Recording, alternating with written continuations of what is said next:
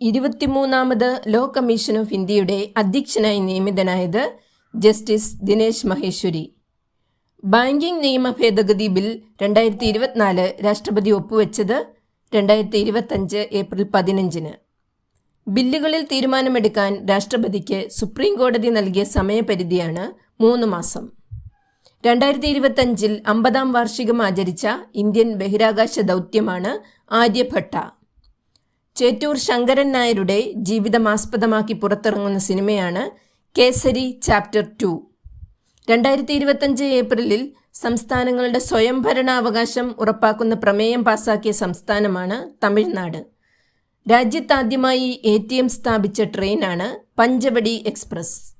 പൂർണ്ണമായും നിർമ്മിത ബുദ്ധിയിൽ നിർമ്മിച്ച ലോകത്തെ ആദ്യ സിനിമയാണ് ലവ് യു. 2025 ലോക വനിതാ ചെസ് ചാമ്പ്യൻഷിപ്പ് ജേതാവാണ് ജു വെൻജുൻ.